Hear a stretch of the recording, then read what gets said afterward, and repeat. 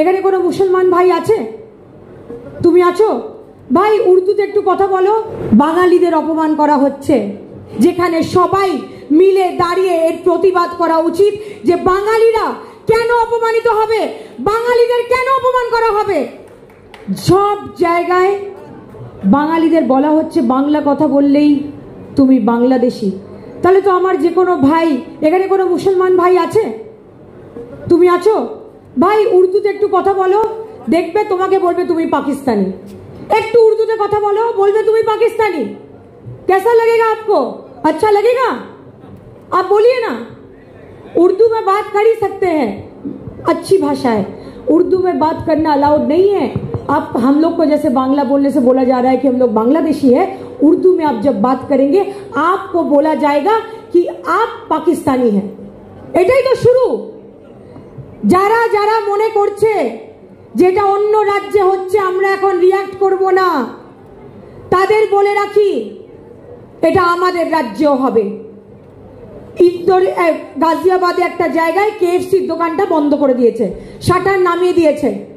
আমি এটা নিয়ে আমার ফেসবুকে বলেওছি যে কে কি বলছে। শ্রাবণ মাস, আমরাও শ্রাবণ মাস করি, আমিও ভূতনাথে যাই, কিন্তু কি খেয়ে ভূতনাথে যাই এটা তো বলে দেয়নি কেউ।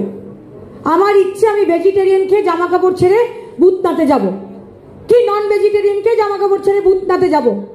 ঠাকুর তো আমাকে সে বলে দেয়নি কি তুমি কি খাবে কি তুমি খাবে না। কেউ কি বলেছে? ঠাকুর কি কারুর কানে কানে ফিস করে বলেছে? আমাকে তাহলে বলুন যে ঠাকুর ভেজিটেরিয়ান। আগে এটা বলুন, এটা কে বলেছে ঠাকুর ভেজিটেরিয়ান? আমার বাড়িতে দুর্গা পুজো হয়, বলি হয়, ঠাকুরকে পাঠা বলি দেওয়া হয়, তাহলে আমি কি করে মানবো ছোট থেকে যেটা দেখে এসেছি যে ঠাকুর ভেজিটেরিয়ান? ঠাকুর প্রত্যেকটা মানুষকে ভালোবাসে। আমি যেন জীবৎকালে কোনো মানুষকে কষ্ট না দিই, জীবৎকালে কোনো মানুষের ক্ষতি না চাই, জীবৎকালে কোনো অপরাধ না করি, তাহলে ঠাকুর আপনাকে আশীর্বাদ করবে। আপনি চিকেন খাচ্ছেন, মাটন খাচ্ছেন, ফিশ ফ্রাই খাচ্ছেন না পনির খাচ্ছেন, ঠাকুর দেখতে আসছে না। কিন্তু আমাদের দেশের রুলটা এমন করে দিচ্ছে যে তুমি এটা খেতে পারবে না, সেটা খেতে পারবে না, এটা খেতে পারবে না। দেখুন এটাকে নিয়ে আমি কথা বলবোই, কারণ আমি হার্ডকোর নন ভেজিটেরিয়ান। যদি আজকে আমি মনে করি যে গাজিয়াবাদে কেএফসি বন্ধ হয়ে গেছে, দূরে সেই দিন নেই যেদিনকে আরসালানও বন্ধ হয়ে যাবে, যেদিনকে আমাদের এখানে বিরিয়ানি স্টলও বন্ধ হয়ে যাবে, সেদিনকে আপনার টনকটা নড়বে, আপনি রাস্তায় বেরিয়ে প্রতিবাদ করবেন। কিন্তু যেটা অন্য স্টেটে হচ্ছে সেটা আমার স্টেটে আসতে পারছে না, কারণ তার দ্বার রক্ষা করছে মমতা বন্দ্যোপাধ্যায়। বিজেপি আপনার ম্যান্ডেট চায় না, শুধু আপনার ভোটটা চায় না।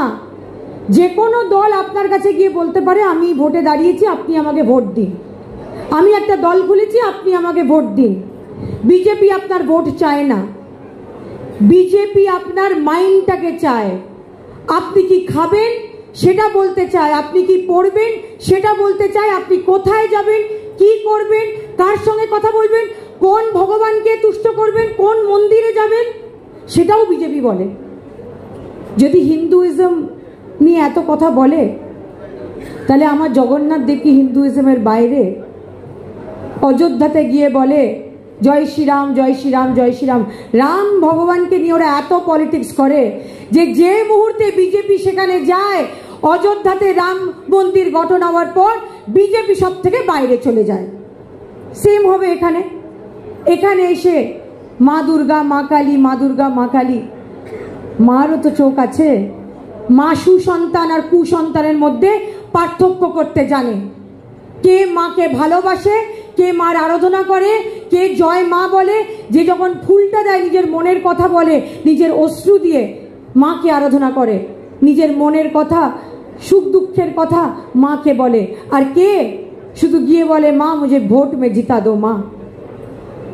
বিজেপির কোনো বিরোধী মুখ নেই, বিরোধীর লজ্জাও নেই, বিরোধী মুখও নেই। বিরোধী যদি বলতে পারেন যে কে আছে, তাহলে বিজেপি নিজেই বলতে পারবে না কে আছে। একজন বলে আমাকে ইনভাইট করেনি, একজন বলে আমাকে ইনভাইট করে দুটো সিট পরে বসিয়েছে, আরেকজন বলে আমাকে একদম সামনে বসিয়েছে। তারা দেখে যে সিট কোথায় বসে আছে সেটা দেখে প্রায়োরিটি হয়।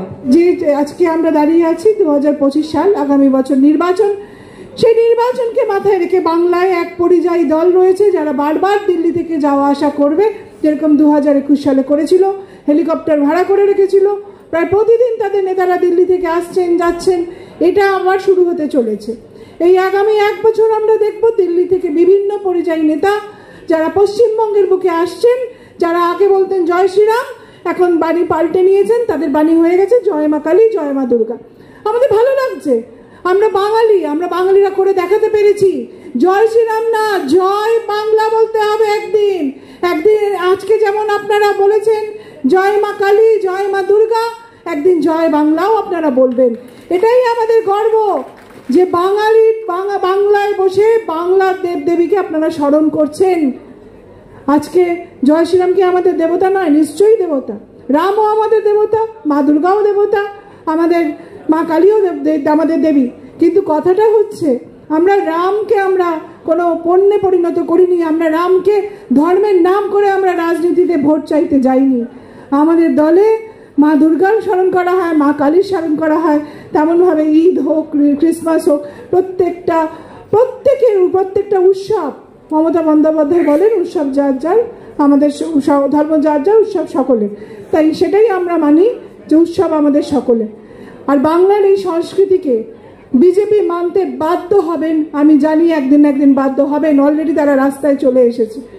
বাংলার সংস্কৃতিতে কোনো ভেদাভেদ নেই, বাংলার সংস্কৃতিতে বিভাজনের রাজনীতি আমরা করি না, বাংলার মানুষ করে না। এটা গুজরাট নয়, ইউপি বিহার নয়, এখানে মানুষ রাজনৈতিকভাবে সচেতন। সকালে ঘুম থেকে উঠে আমরা সংবাদপত্র চায়ের কাপের সঙ্গে চা খাওয়ার সঙ্গে সঙ্গে খবরের কাগজটা পড়িনি। বাংলার মানুষ রাজনৈতিকভাবে সচেতন, তাই এখানে মানুষকে ধর্মের নাম করে ভোট চাইতে গেলে ভোট পাওয়া যাবে না। কি কাজ করেছেন, কি কর্ম করেছেন 5 বছরে আপনার এমএলএরা যারা ছিলেন, তারা কি কাজ করেছেন এলাকার উন্নয়নের জন্য, সে খতিয়ান মানুষকে দিতে হবে। সেটা যদি দিতে পারেন মানুষ নিশ্চয়ই ভোট দেবে, আর যদি না করে থাকেন তাহলে মানুষ ছুঁড়ে ফেলে দেবে। কিন্তু আমি সাধুবাদ জানাই, আমি সত্যি দেবাংশুরা যেভাবে প্রতিদিন লড়াই করে, আমাদের আইটি সেলের ছেলেমেয়েরা যেভাবে লড়াই করে, তারা দলের সম্পদ, নিজেদের মোবাইল রিচার্জ করে তারা বিভিন্ন ধরনের পোস্ট করে, দলের হয়ে কাউন্টার করে বিজেপি অ্যাটাককে। আমরা গর্বিত তাদের জন্য। আমরা কেন গর্বিত? কেন দেখুন, দলের মধ্যে প্রত্যেক দলে ভালো মন্দ বিভিন্ন রকমের লোক থাকে, কিন্তু দলের খারাপ কর্মে যদি কেউ খারাপ করে দলের মধ্যে থেকে, তাকে সেই খারাপ কাজটাকে ডিফেন্ড করা কে করে? আমাদের আইটি সেল করে। আমাদের আইটি সেলের ছেলেমেয়েরা সে প্রতিদিন যুদ্ধ করে, লড়াই করে, দলকে যারা বদনাম করে, কালিমালিপ্ত করে, তাদের বিরুদ্ধে আইটি সেলের ছেলেমেয়েরা রুখে দাঁড়ায়। তাই সবচেয়ে কঠিন কাজ যারা করে সেটা হচ্ছে আমাদের সোশ্যাল মিডিয়া টিম। তাই আমি ওদের সবাইকে ধন্যবাদ এবং কৃতজ্ঞতা জানাচ্ছি। এত সুন্দর কাজ ওরা এখানে করছেন। সময় সীমিত, দেবাংশু বলবে। আমি খুব অল্প কথায় আপনাদের বলে গেলাম যে আগামীকাল আপনাদের সঙ্গে দেখা হবে ধর্মতলা।